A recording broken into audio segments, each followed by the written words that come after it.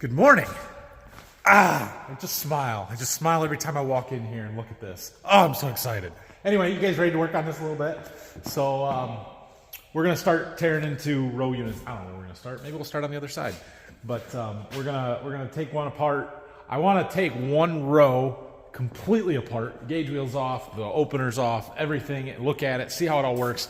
Not because I think that anything is worn out and needs replaced or there's any major problems, but because I want to learn it. I want to know, how is this planter different than our old planter? How does it all work? Do I need to know in case something goes wrong later? I will know how to fix it. So we're going to do that on one of these rows. We're going to take meters off and wash them kind of as we go and put stuff back together and just take a look at everything. So that's my plan here for the day. Yeah, let's go.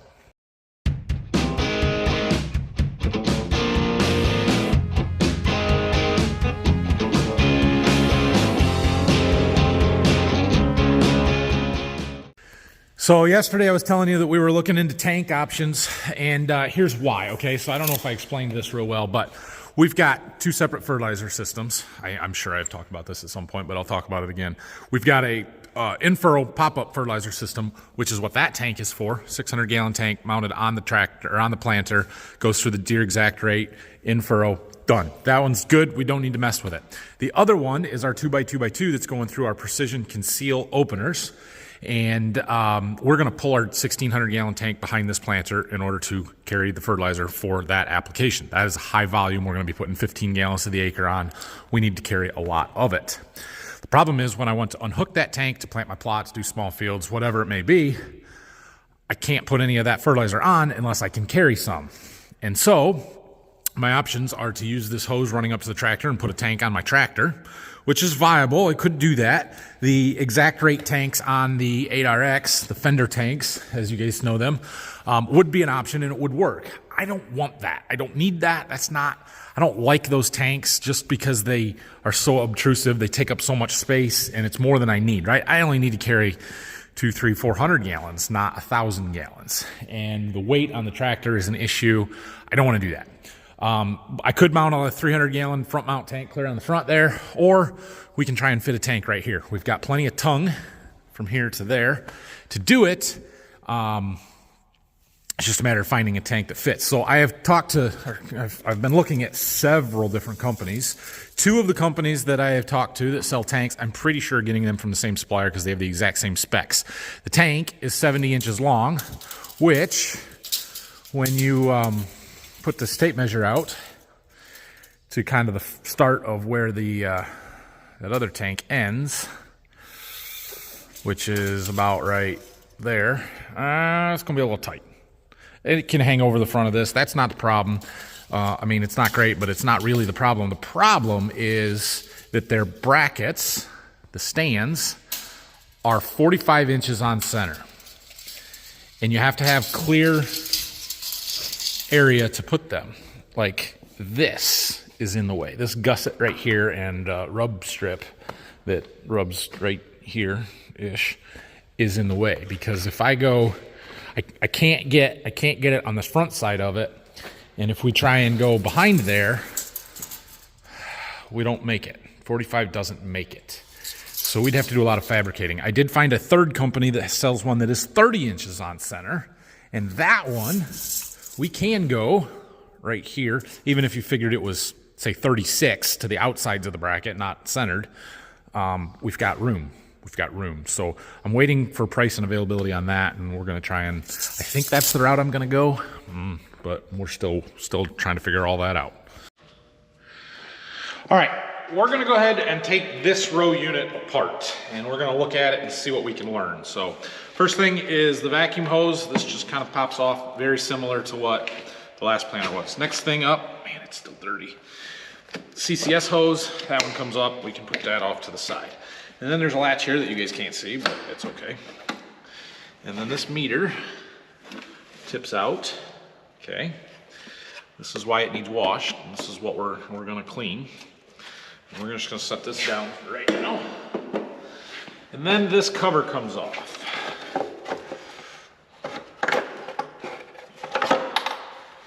This is just a plastic protective cover.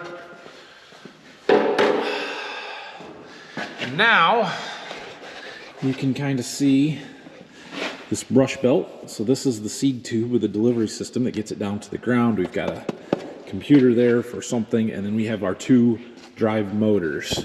So this motor turns the brush belt, this motor turns the meter, and this one, obviously, the faster that it turns, the more population. This one controls our seeding rate and population.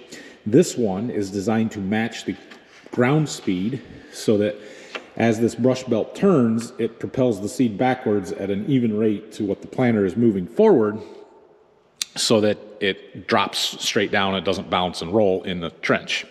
Make sense? Okay, let's get you guys positioned back where you can see. Something like, oh, come on.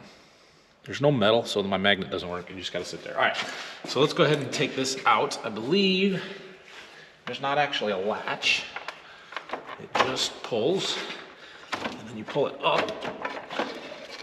And then we have to unhook this wire harness, which is for our seed sensor. There's a sensor in here. To count the seeds and stuff. And then this is our brush belt, and we're going to take this over the bench and take it apart. But that is it there. Okay, I do want to pull gauge wheels off, and I want to look at these precision conceals, figure out how all that works. We'll pull the openers on this one, just figure it all out. Oh boy, yeah, we got some cleaning to do. This thing is in a little bit of rough shape. Let's see, can I hold that there? So in order to take the gauge wheels off, you have to drop this knife. So there's a little clip right here.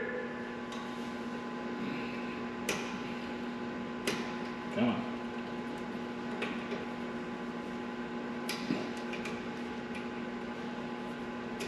There we go. And then this pin comes out. Which, that one came out easier than the one on the other side, so that's good at least. And then this folds down, except it doesn't very easy.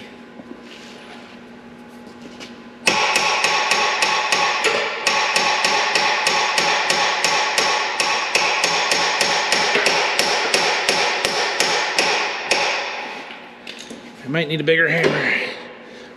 There.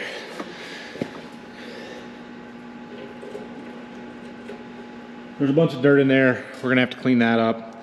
I'm wondering if we need to take these apart and lubricate them, because I think that's supposed to move fairly freely. That's the flex and the pivot point. There's a big spring in here that's kind of your protection if you hit a rock or something. So that needs to be able to move. I don't know how worn this point is, this knife. This is your wear point that's replaceable. Kind of goes down into the soil. There's a hole right on the end where the fertilizer comes out. So we might take one of those apart and see if my buddy's got a new one that I can compare it to. But we're gonna pull this gauge wheel here right now.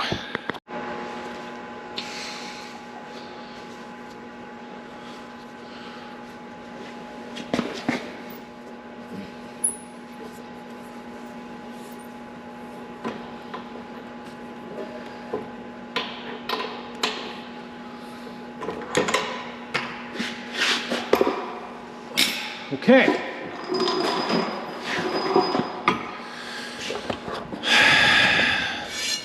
There's our openers. They're a little rusty, but that's not the end of the world. And they do still have a bevel. We'll take one off and measure them, see what kind of life is left in them.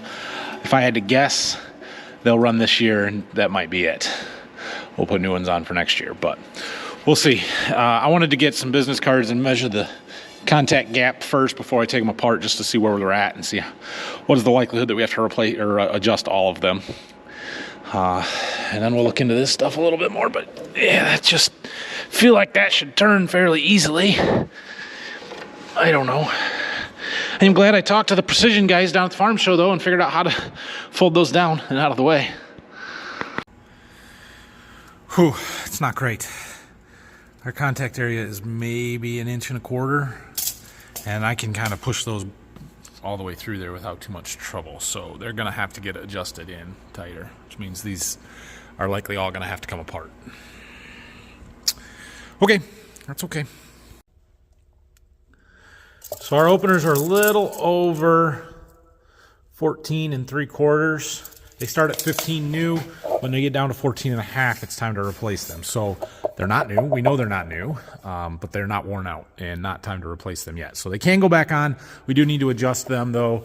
There are 7 shims on each side that are on the inside, and basically what we're going to do is take one off of probably each side, move it to the outside. That'll bring those blades a little bit closer together, make more of a contact area. We'll measure, we'll see if that works or not. But before we put all this stuff back together, it looks to me like we have to do a little more washing. Try and clean up all of this stuff. I think it's just dirt in these pivots. I'm going to take one of those apart and we're going to look at it. But yeah, we're gonna completely disassemble this row unit. We're gonna take the closing wheels off because those have to come off anyway. And then we're gonna look at the row cleaners. Row cleaners are totally new to me. I've never run them before, so I don't think there's a whole lot there that can go wrong. But we'll talk about them in a minute. And just, yeah, let's just keep disassembling a little bit. Oh boy. All right, I took the closing wheels off. We're gonna leave those off because we're not putting those back on. We got different closing wheels to go on there. And we've gotten everything kind of taken apart. I was looking at these row cleaners a little bit. There's not a whole lot here that I can do. The bearings, I mean, on these ones at least, seem fine. There's no air adjust or any kind of adjustment to them other than manual, I guess. Pin adjust. And so there's this pin right here that we can take out and put in any number of those holes. We can either lock these in place so that they are rigid, or we can do it like I have them now, where this will just kind of float, and if it hits something and it needs to push up, it can, but it can't go any lower than that. But we've got all those different holes there for adjustment. That is an infield adjustment. I don't think there's anything that I can do here in the shop to adjust those.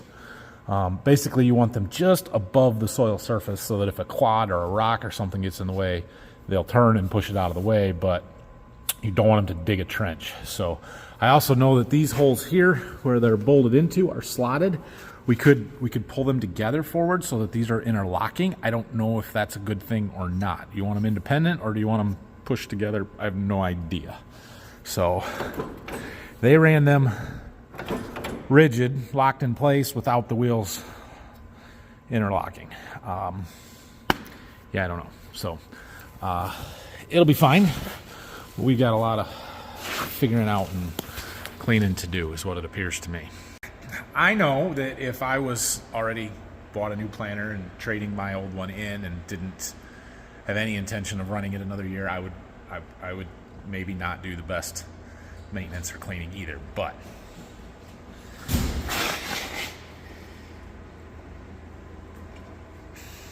it's not great.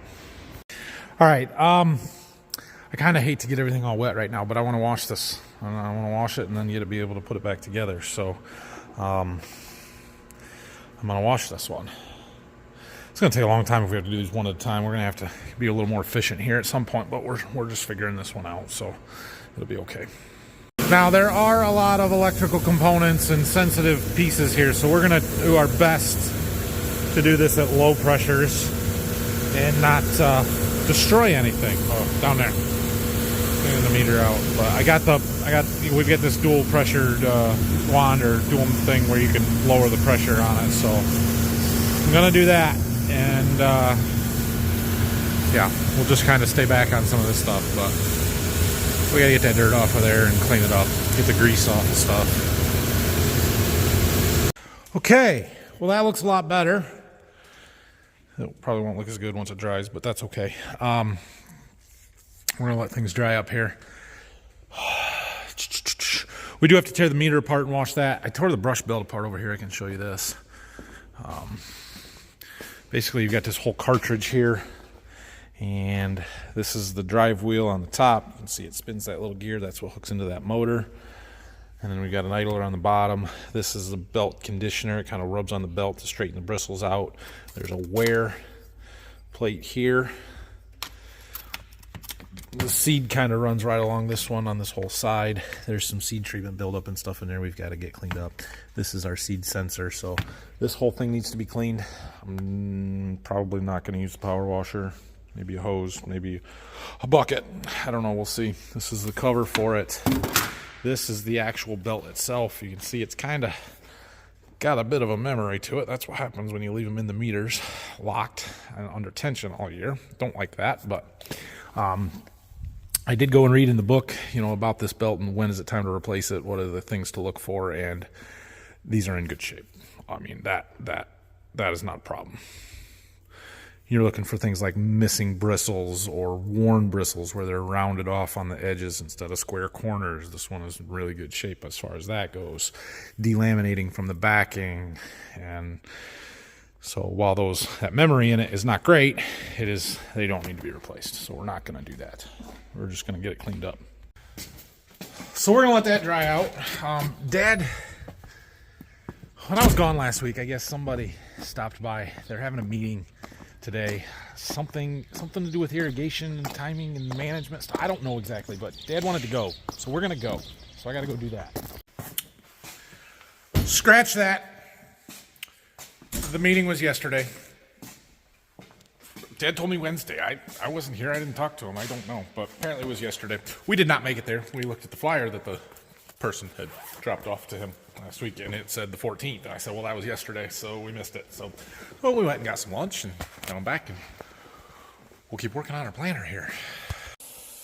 Back to our planter opener here. I've been working on this one side of this Conceal a little bit. I sort of took everything apart. I cleaned up this knife a little bit. It really doesn't appear to have a whole lot of wear on it, just a little bit on this point. I figured out what these notches are. Those are a depth gauge. You can kind of tell where they're at in relation to the gauge wheel or the soil surface. This one is an inch, inch and a half, 2.5 inches of depth when it's in position like that. One thing I'm not sure about is how much this is supposed to be able to move, because they were very tight when I tried taking it apart.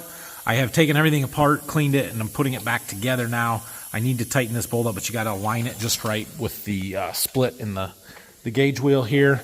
So I don't want to tighten it up just yet. I might have to loosen it, but I snugged it up some. I did find a spec on this bolt is 160 foot-pounds, so that's got to be tight, which means it almost has to pivot around it, but you don't want it to be able to move in and out.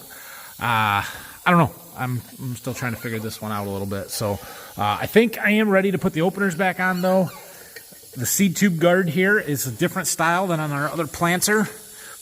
Beefier than that, but not nearly as much as that aftermarket ones that we put on there. This is going to get annoying. But they're not worn out, I don't think. There is quite a groove here, but I'm pretty sure that's machined into it and not worn into it. So we're going to leave those go. We're just going to get our seed discs back on and adjusted right. This is our in-furrow nozzle. It just dribbles the fertilizer in on top of the seed before the closing wheels. We're not going to do anything different there this year. We may in the future look at something different, precision furrow jets or something. I don't know. But for right now, this year, we're going to run them as is. And that all looks good. There's nothing to wear there. That doesn't really touch anything or rub on anything. It's supposed to stay just above the dirt. And just this plastic thing just kind of holds this tube in the right spot. So I don't think there's anything else we need to do there. And yeah, let's go ahead and put the openers back on. So I went ahead and took a shim out on each side, moved it from behind the blade to the outside of it for storage and safekeeping. We definitely have a much more substantial contact on those blades now. That distance between the business cards, and it feels better to me. However, I just got to thinking about something. The shank on this planter is actually different than our old one or our bean planter is.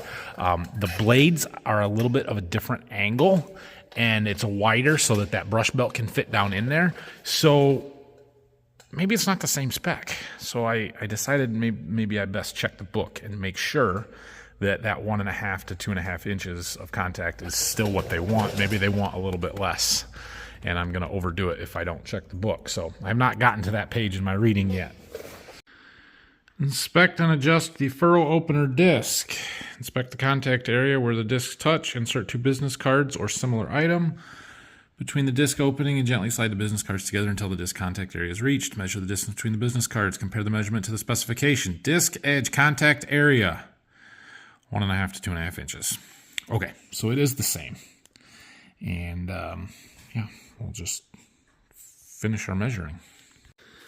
I am a little bit surprised that they still say 14 inches for a minimum diameter. Like, nobody runs them down to 14 inches. Progress is being made, slowly, but it's being made. We've got this row unit back together. I feel pretty good about how it's adjusted. The gauge wheels are perfect to the openers are good, and my conceals are centered appropriately, even lifted up like you're supposed to. Maybe a touch tight on the inside. I'm happy with that, I think. So again, nothing to do with the row cleaners for right now. We're going to put different closing wheels on. We'll get to that. We're not going to do that right now. Question is, do I go through and start cleaning the meter and putting it back together as I go, or do we take them kind of all apart and do all the meters at the end? I don't know. Maybe I'll do one. So one of the things I do want to do before we tear into this too far is number all of the meters. I think that it is very important that everything stays with the components that it is with. So everything from row 1 stays with row 1. Everything from row 2 stays with row 2. And so I like to number them. The plates so that they go back in the same row every year. The meters so that I know where they came from. Part of that is because these seals here, these are the vacuum seals, they wear on these plates. And they can wear grooves and stuff in them. And each one can be a little bit different. And if you put the wrong plate or a plate in a different row than it came out of, the grooves aren't going to quite match up. It might not seal as well, things like that. It's just best to keep them all together until you're to the point where you've got a problem and you need to swap stuff around. And, you know, taking this whole meter unit, putting it on this row and swapping them to see if a problem follows, that's one thing. Just willy-nilly mixing them all up is a totally different one. So nothing is numbered. We're going to go through and number them. I kind of washed the outside of this one, but you can see they're dirty inside. There's seed treatment on the bowls. We just need to clean them well. The bowls should not be stored in there, so we won't store them in there anymore, or, you know, until we're ready to go to the field. We need to get some graphite spray and spray this outside edge, kind of paint that so that it's got that slippery coating on it. And same things we always do. I'm sure. Let me take that apart and I'll show you what's in there. Yeah, buddy. Full of seed treatment. Just gooey. We need to get that all cleaned out of there. How's that come out? Yeah. So we're gonna work on this. Okay, I know how to do it now. So I've got one row clean. 23 to go. I was gonna put this cover on, but maybe we best let it dry out before we put it all back together. So we've got a chemical delivery. One of our suppliers is bringing everything out. I'm gonna go help Dad get him unloaded. Atrazine, zinc, that's a starter additive. There's another shuttle of that. We got our biological, our inoculant for soybeans sitting on that pallet there. We got Roundup. We got some boxes of something. Who knows? It's all stuff I ordered a while ago. We're getting the next row taken apart here. The amount of damage that a little bit of fertilizer does is just unbelievable. So we've got these Conceal knives, right? Well, the one on this side of the row was not, the tube wasn't in. It was not applying it through the knife. It was just splashing it everywhere, especially on the right side of this row here. And this is the Conceal, the gauge wheel from the other side. And you can see there's some rust on there, but it's just light surface rust. Not a big deal. This one, however, has got much heavier rust, flaky stuff on it. It's clearly been being doused in fertilizer, I guess, if that's what you want to say, covered for a while. That one was not right from the beginning, I would guess. So we'll make sure we get it back together right, but we got to get the knife cleaned up. That piece there, that one's not too bad. The other one was really bad. This is sort of rusty.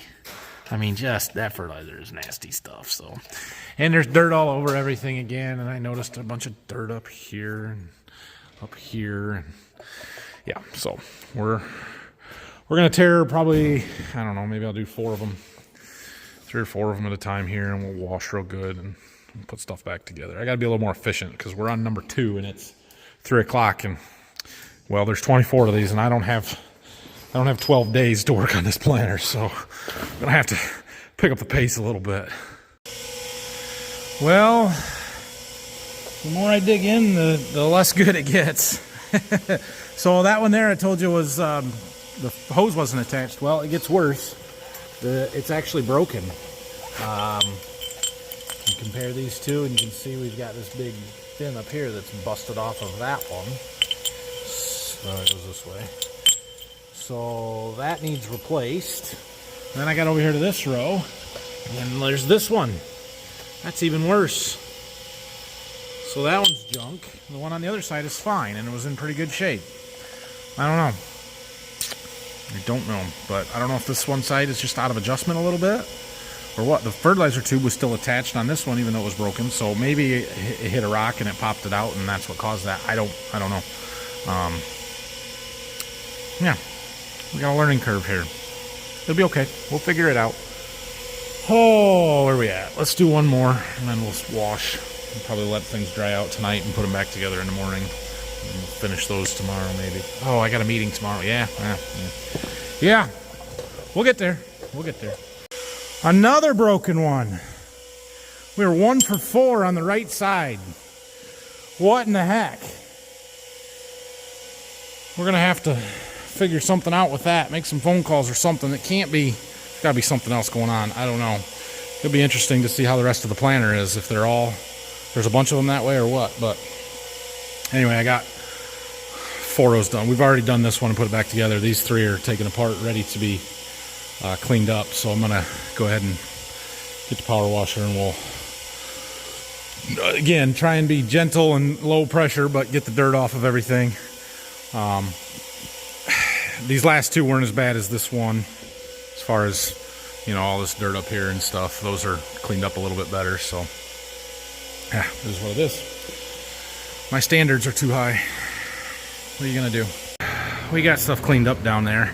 One of the other things we have to do is mount our implement receiver mast. We had put that on the 16-row planter. Never actually used it because we couldn't get the wire harness in time. I have the wire harness. It came shortly after I got done planting last year, or right before I finished maybe. I noticed that this planter did not have one when we were buying it. I told them, hey, I gotta have one of those, and they said take the one off that you put on. It's the same thing. Okay, I will do that. Now I'm questioning that decision because I don't know if it's going to fit right. We've got this added black platform here. They moved that handle forward so you could get to that tank a little bit easier. Whatever. It's nice. It's not something that I have to have.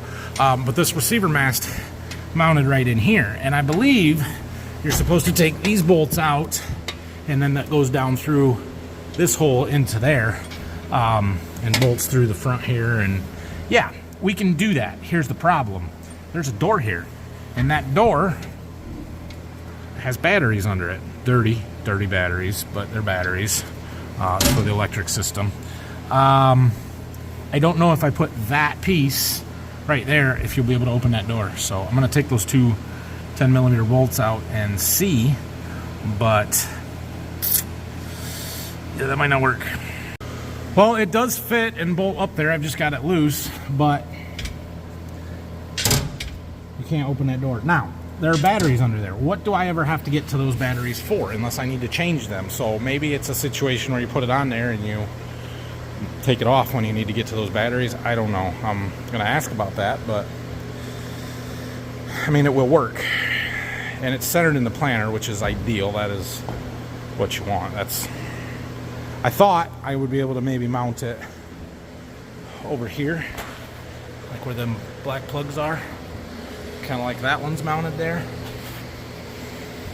but I don't think that's going to work unless I have a different mount. And yeah, they assured me this is the right one, and they're probably right, but it's not exactly how I would put it.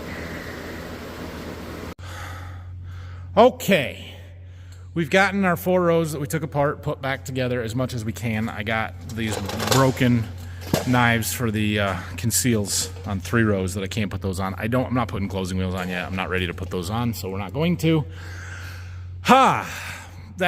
That'll work. If we can make that pace work. I mean, I did 4 today, but realistically, if I was working like I did on these last 3, we could have done maybe half of it. So the rest of the 6. The rest of this row, yeah. So anyway, we're getting there. I did not get meters cleaned. I only did 1 meter. We got all of these to go through yet, so I guess I got to do that. Okay, well, I did a little more washing. I noticed that, I don't know, they must have spilled some oil, or maybe there's a leak. I don't know. This Surefire pump up here, there was a bunch of oily dirt and stuff on some of these hoses. So I tried cleaning that up a little bit more. I think it's better. I got everything back together that we can do here. Yeah, so we'll keep working on this tomorrow. It's after 5. I've got stuff going on tonight. I got to go home. So tomorrow morning, I have a meeting up in Jackson with Ag Explorer, one of the companies that I've been working with a little bit.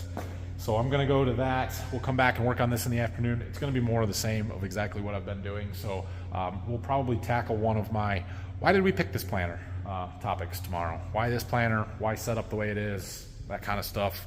We'll go through that in the afternoon tomorrow.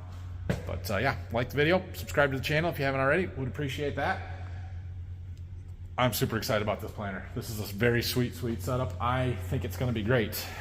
I'm slightly disappointed in the condition of it, let's say. Not that it's in bad condition. Nothing is wore out. It's just not very clean, and it was not stored properly. And like those broken knives or whatever on there, whose responsibility is that? Do I have to pay for those? Does the dealer provide them? They're a third-party thing. They're not Deere, though. That's the problem. So it's probably going to fall on me. That's frustrating. It is what it is. But we're going to get it right. We're going to make sure we go through this fine-tooth comb, set everything up exactly how I want it, exactly how it's supposed to be. And you know, I'm not saying we won't have any trouble this spring or any delays. There's a learning curve. There's going to be trouble. But we're going to get it set up right and do the best we can before we need it. So thanks for watching, everybody. Have a great night. We'll see you guys tomorrow.